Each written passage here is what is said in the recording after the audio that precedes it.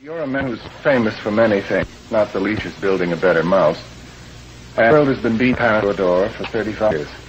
I'm dating the beginning of that path, of course, from 1928 and the release of Steamboat Willie, the picture that introduced sound to the cartoon and Mickey Mouse to the world.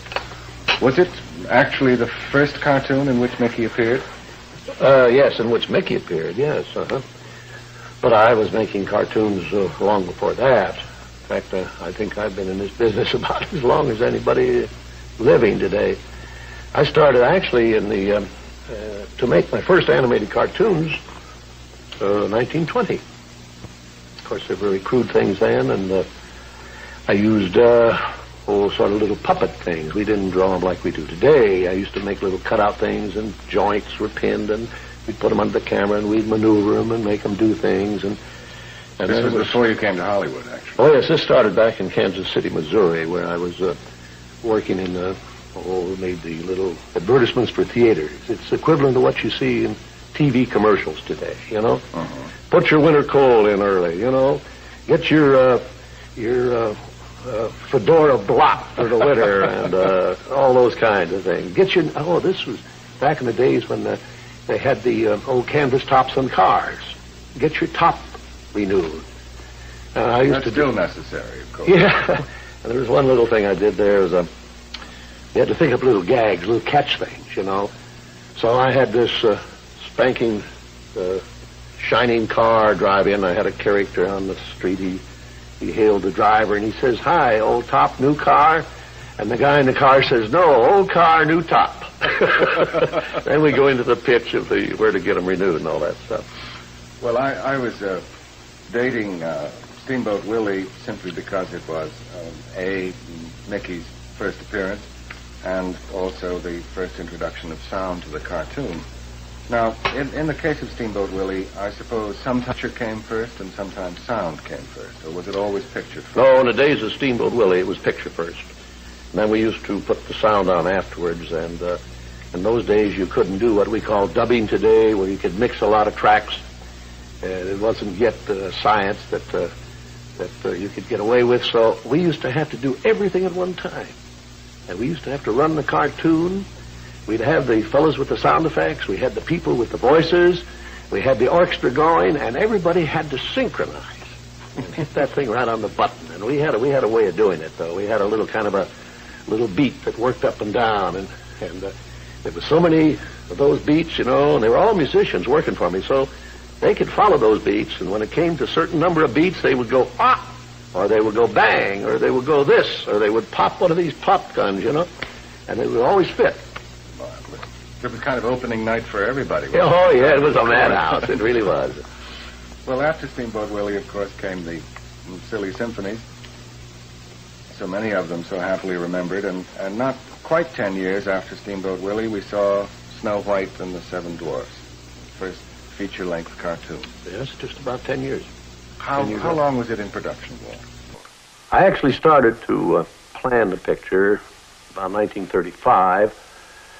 And I fooled around with it, trying to get a hold of a story and things for a couple of years, and finally it began to gel. Then I went to work on it, and I finished it the fall of 1938. And I didn't know what I had or what would happen or anything. We had the family fortune. We had everything wrapped up in Snow White. In fact, the banker, I think, was losing more sleep than I was.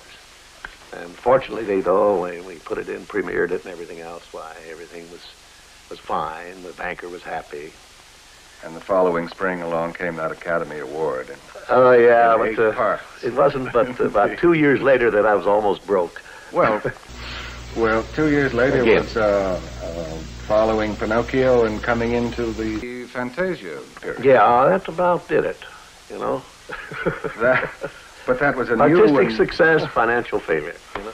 Certainly an artistic success. It was a magnificent Well, there's some people would question that, too. And I recall a new and musical Mickey. Really impressive as a conductor. Well, that's what started. I was doing this Sorcerer's Apprentice with Mickey Mouse, and I happened to have dinner one night with Stokowski. And Stokowski said, "Oh, I would love to conduct that for you," you know.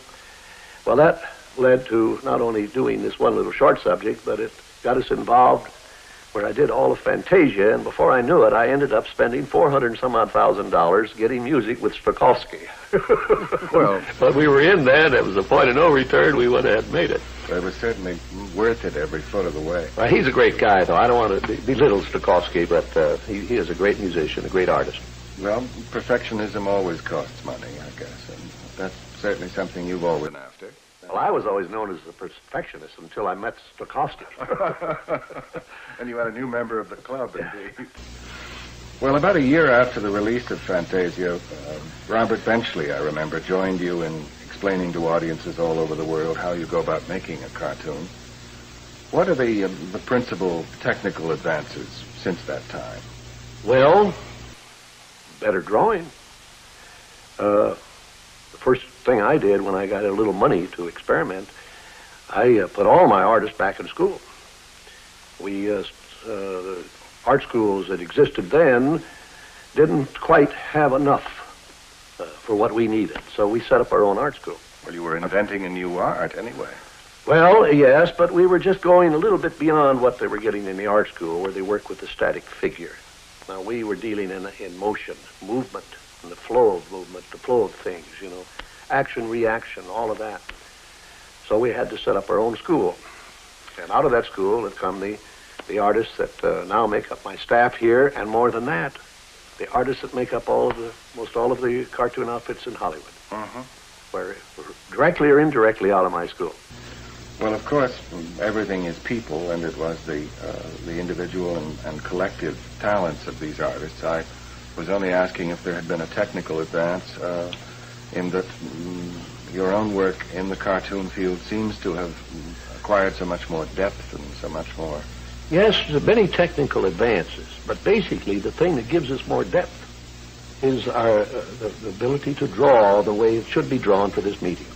You get a lot of depth out of the way you shape a line, the way you draw the figures. That contributes an awful lot to the depth and to the overall effect that you see today with the cartoon. Well, now, in the early 1940s, we saw Saludos Amigos and a little later the Three Caballeros, the latter being the first combination of live action and cartoons. Tell us a little about how those two pictures came into being. Oh, so which one, the Saludos Amigos? That I presume kind of led you to the Three Caballeros. Well, that was, I was asked by the government to go to South America, and kind of a cultural thing, before those Nazi days. Yes. And I went down with the staff to see if I couldn't make some films about the ABC countries down there. There's Argentina, Brazil, and Chile. Yes. And they first wanted me to go on a handshaking goodwill tour, and I said, I don't go for it. I'm not a good handshaker and everything. And then they came back and said, well, you go down and make some films about these countries. I said, well, that's my business. I can do that. Take a pencil in your hand. That's right. So I took a staff, and we set up headquarters in Rio. We also went and set up a studio in the Argentine. We went over to Chile, and some of my artists, we divided a party. Some of them went up to Peru. And when we came back, I made these 4 short subjects. We brought back the Tico Tico tune that was being played down there, and I brought that back and put it in. Brought back Brazil, and both of them became standard tunes here. And out of it, we developed this little Brazilian parrot, Jose Carioca, who played with Donald Duck.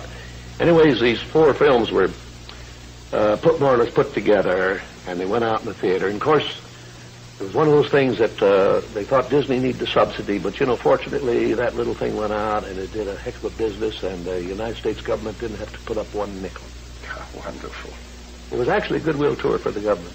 And it was later, about 2 years later, that the Three Caballeros then became the new project. That was a follow-up, yeah. Combining live action. Yeah. I almost need the subsidy on that one. Well, I gather that Mary Poppins, currently in production, is a further development of the combination of live action and cartoon. Yes, you might say that. We have a sequence in Mary Poppins where we have the live characters in with the animated drawings. But basically, Mary Poppins is a live musical fantasy. The whole story is carried out by live actors. And it's, of course, we have a lot of tricks of the trade here that we incorporated into Mary Poppins, such as they fly around and all of that kind of stuff, you know. But still, it's basically a live-action musical fantasy. Well, after with a wonderful cast, by the way. Well, let's change the subject for a few minutes, Walt, from film activities to outside activities. Perhaps I should say outdoors activities. I'd like to talk to you about Disneyland. Where did you originally get the first notion for Disneyland? Well, it came about when my daughters were very young, and Saturday was always Daddy's Day with the two daughters. So we'd start out and try to go someplace with, you know, different things, and I take them to the merry-go-round, and I took them different places, and as I'd sit there while they rode the merry-go-round, did all these things, sit on a bench, you know, eating peanuts, I felt that there should be something built, some kind of an amusement enterprise built where the parents and the children could have fun together. So that's how Disneyland started. Well, it took many years. It was a whole period of maybe 15 years developing. I started with many ideas, threw them away, started all over again, and eventually it evolved into what you see today as Disneyland. But it all started from a daddy with two daughters wondering where he could take them, where he could have a little fun with them, too.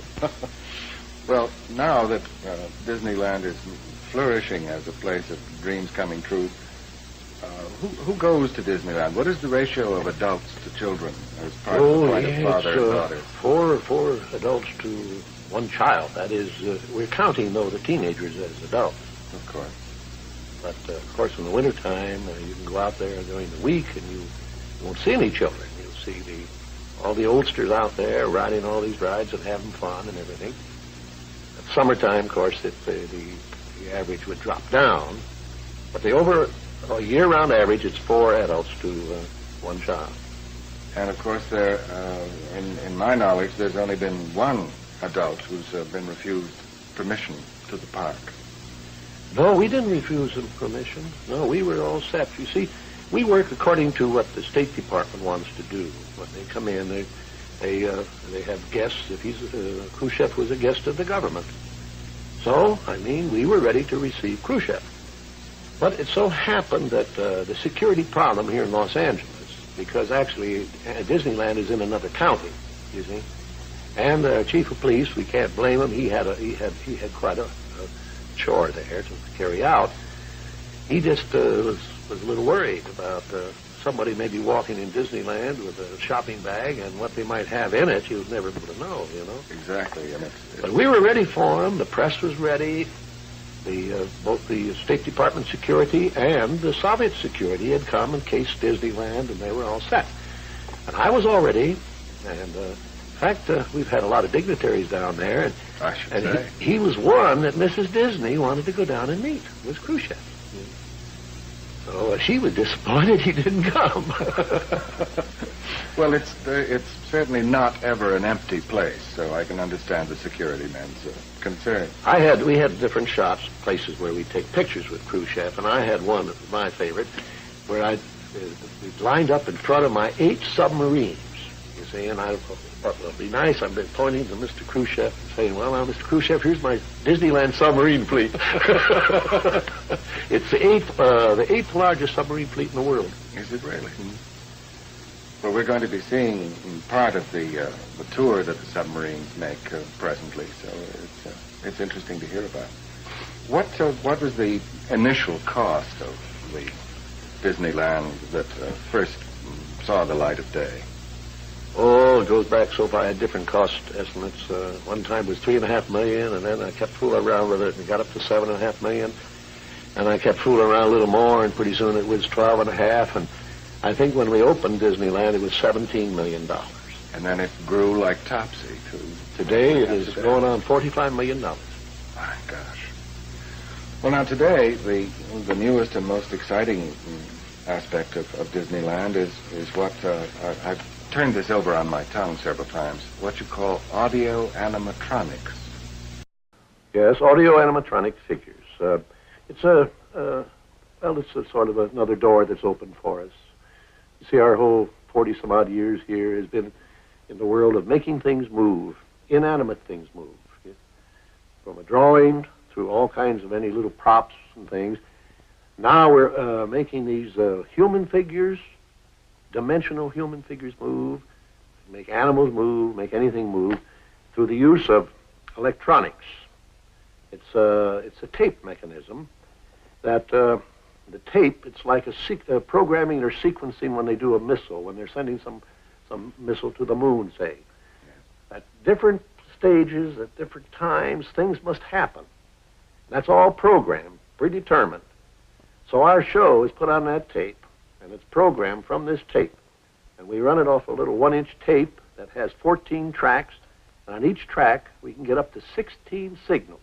Now those little signals go and impulse this figure and make the figure move, make the figure talk, and everything. Well, look, I could show it to you a lot better than, than I can tell you about it. Will you come over here and I'll give you a little preview? I should say. Well, here we are, Fletcher. This is a little audio-electronic setup with a parter kit, so to speak. Now, these are not working from tape. These are manually controlled. This little gizmo here, kind of like a joystick on the old type airplanes, is what gives us a chance to program the birds. And as we work this and get all the little movements that we want in the bird out, we record it on the tape. And then from then on, the tape will do everything that we've done here. Sit down. We'll have a little go at this thing.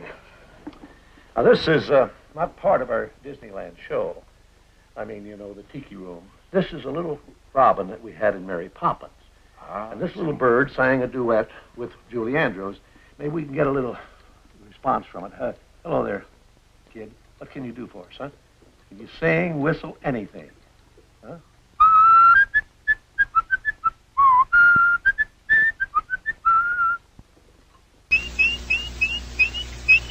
It's pretty good. That's marvelous. Now, this is one of the characters from the Tiki Room. He's actually a substitute. In other words, if one of our master ceremonies, we have 4 macaws who act as master ceremonies in the Tiki Bird Room, Disneyland. And they actually keep the show rolling.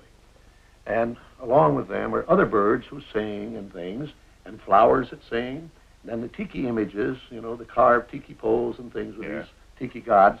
They sing and they drum, and we have quite a show.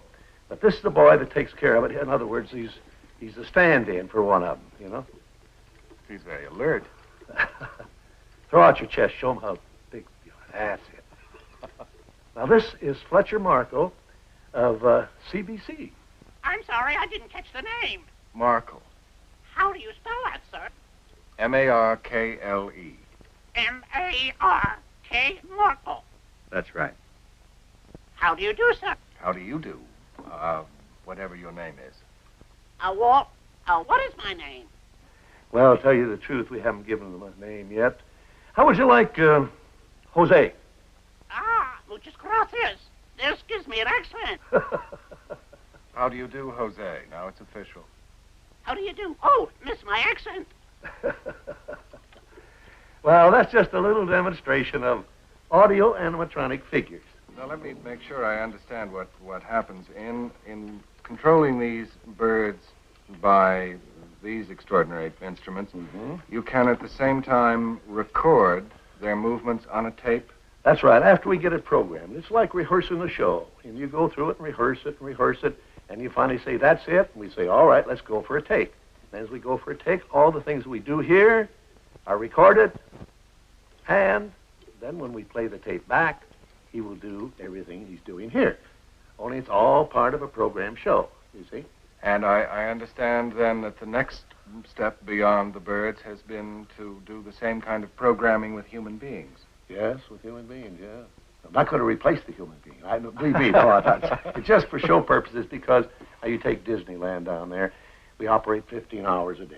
And these shows have got to go on the hour. Now, the Tiki Bird Show goes on 3 times an hour. And I don't have to stop for coffee breaks and all that kind of stuff, you see? So that's the whole idea of it. It's just another dimension in the animation that we've been doing all our life. You see? It's now we're going into extraordinary. dimensional things and everything. It's a new door. It's a new toy for us. And we're having a lot of fun. And we hope we can really do some exciting things in the future. May I try one here? Yes, you go right ahead. How about a song then?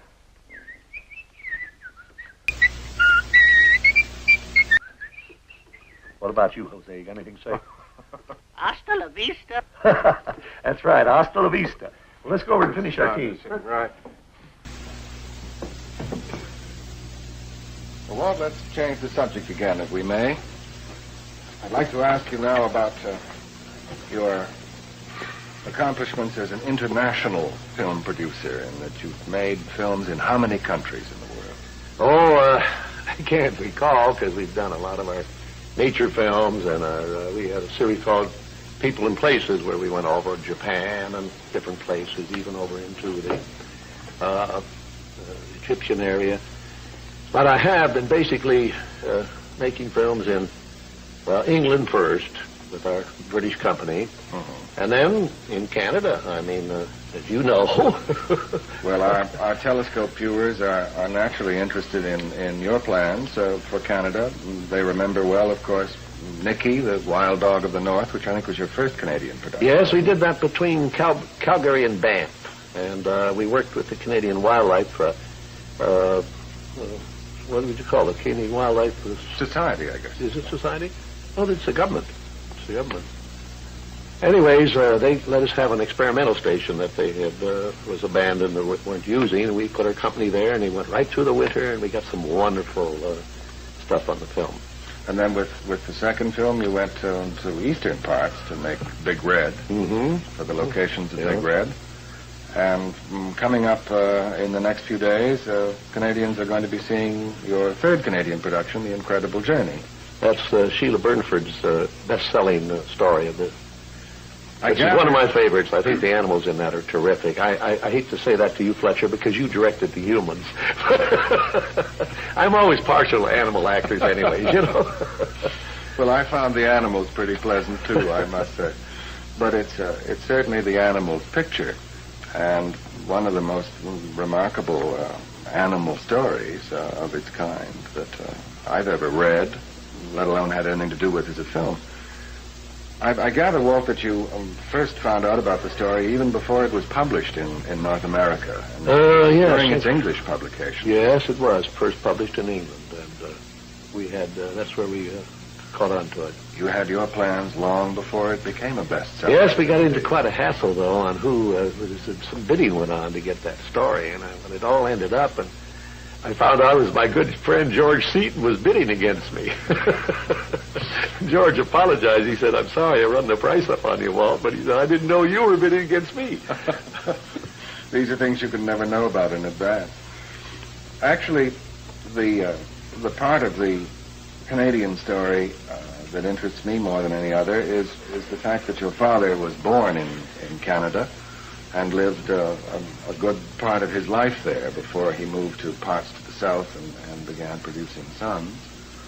Yes, he was born in a little town, I think they call it Bluevale. It's right out of Goderich.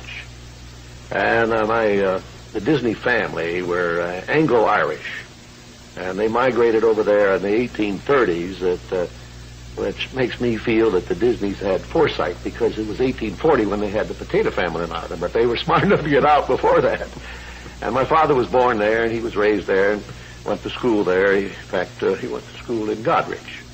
And he was about 20 years old when my grandfather went to Kansas, out in the same area where General Eisenhower, ex-President Eisenhower, came from. And he was an alien, of course, being a Canadian, and he had to buy his land. He couldn't homestead. And he bought a section of railroad land, and that property stayed with the Disney family until just a few years ago, and my uncle had it, and I told him, I said, "Before you sell it, let us know." And so finally he wanted to sell it and retire. And I went to my brother, I said, "Let's buy this virgin land that our ancestors, acquired." And he said, "What do we want with farming land and everything?" He wouldn't go with me. So I didn't go ahead. I found out later they struck gas and oil on it. Well, you can't win them all. No. Tell me, Walt, have you been back to your father's homestead at all in recent years? My father and I had planned to go back because as a boy, my father always told me about his boyhood in Canada. And you see here, 4th of July is a big deal here, but my father always referred to the Queen's birthday, and that was Victoria, and that's when they had their big doings, And I always wanted to go up there with my father because As a youngster, he told me about all these different things that he did in the country. He thought it was the most beautiful country in the world, and yet he'd come down here to live. And he died before we had a chance to do that. Well, after your father's death, did you finally get a chance to get back up to the old homestead? Yes, I finally made it. I took Mrs. Disney along. She's not too interested in ancestors and things, When we got up there, she really fell in love with the town of Godrich. It was a beautiful little town. And she was quite happy about it. But I wanted to find the homestead where my grandfather, went out and cut the trees down and pulled the rocks apart, and where my father was born. So they gave me directions, and everybody was trying to be helpful and everything. And Mrs. Disney reluctantly went along, and I found this old place, and I said, this is it. It was really deserted. There were cows running through the house and chickens around. And I had my camera, and I got out, and I photographed that thing from every angle. And when I got through, I found out I'd photographed the wrong homestead. Well, ever since, Mrs. Disney has never forgot. She tells that to everybody about when Walt went up to Canada, and he photographed the wrong homestead, Well, let's leave that in the past where it properly belongs, and look ahead for a moment to the future, Walt. What's on your immediate schedule? I gather there are some projects for the World's Fair in New York. Yes, they're more or less an extension of Disneyland in a way. We're doing 4 shows for the World's Fair. 4? Yes, it's about $50 million worth of shows that we're doing for the World's Fair. Of course, that includes the cost of the building, the rent of the land, everything. We're doing one for the Ford Motor Company. We're doing one for General Electric. We're doing one for the Pepsi-Cola Company and the state of Illinois. These are when you say extensions of Disneyland, are any of them audio animatronic? Yes, audio animatronic and the dimensional type of shows like we do at Disneyland, not film shows. There's no film involved in any of these shows. We use our audio animatronic figures. And at the State of Illinois exhibit, we're going to have great moments with Mr. Lincoln. Mr. Lincoln is going to be there. He's going to speak 5 times an hour. He's going to be very lifelike and very, very believable. And we're finding some wonderful words of Mr. Lincoln that are still prophetic today. And I think it's going to be a great moment for the public when they can sit and hear Mr. Lincoln talk about some of the things. What is liberty? The rights and the obligations that we have and all of that. I think it's needed today, too. I should say it is. Well, Walt, it's very difficult to talk about rewards because certainly you've had so many of them. 29 Oscars and nearly 700 other awards from all corners of the world. But personally, what has been your greatest reward to date? Well, my greatest reward, I think, is that I've been able to build this wonderful organization. I've been able to enjoy good health. And the way I feel today, I feel like I can still go on being a part of this thing after 40-some-odd years in the business. And also to have the public appreciate and accept what I've done all these years. That is a great reward. I'm sure it is. It seems unlikely, but if you had it to do over again, would you do any part of it differently? Well, if I had it to do over again, I think, no, I don't think I would.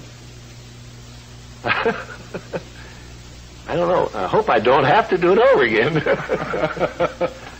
There's certainly a completely unique reward in having that feeling about your work and what you've accomplished. Yes. You're right. That's a reward of satisfaction and happiness, surely. Yes. What does happiness mean to you, Walt? Well, of course, happiness is a state of mind. That you can, it's your own doing. You can be happy or you can be unhappy. It's just according to the way you look at things, So I think happiness is, contentment, but it doesn't mean you have to have wealth, But all individuals are different. Some of us wouldn't be satisfied with just carrying out a routine job and being happy. Yet I envy those people. I had a brother who I really envied because he was a mailman. But he had all the fun. He had himself a trailer, and he used to go out and go fishing, and he didn't worry about payrolls and stories and picture grosses or anything. And he was the happy one. I always said he's the smart Disney.